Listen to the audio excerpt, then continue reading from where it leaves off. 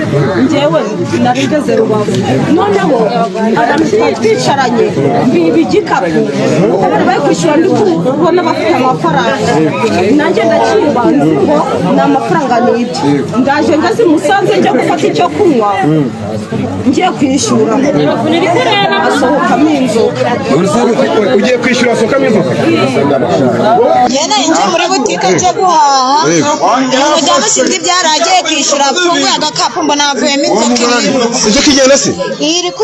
kugenda inzoka murayibonye mwese ayibonye zima buzima oya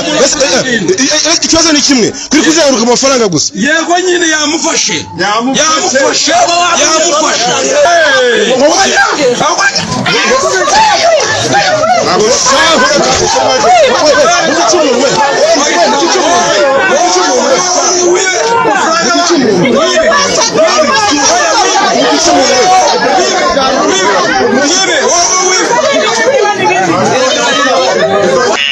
hari ibintu mbonye hano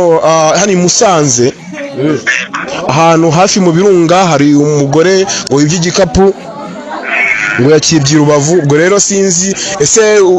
ibyo bikorwa byaba ari wabikoze ko nzi yuko nta wundi muntu ugikora ibikorwa bimeze gutyo atari wowe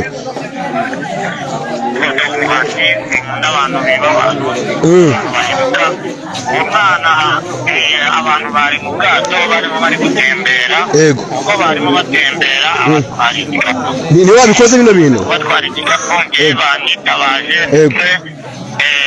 amaze kumenya ko igikapu cyagiye twabashije gutanga itangazo ku bantu bafite amato hariya ko igikapu ntacyo bafite nabwiye rero uko byagenda rwose watwaye icyo gikapu n'ubundi ndumuhanye ari bukizane kandi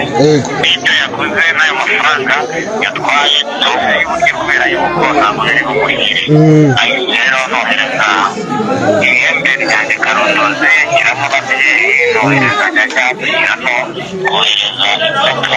ku buryo ari ubwizi bw'icyo gikapu wakana wirwanya gusa none se iyi nzoka yagezemo gute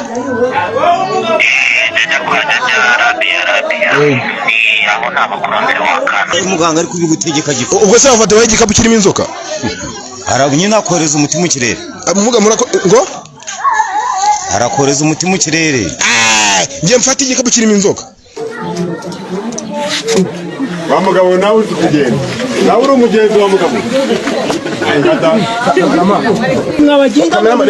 siga amafaranga y'abandi kamerama yabonye reba ngibi kamerama jewe bishiriye ariko nkurikije ukuntu mu nda hari kundya uyamusubize niba umuzi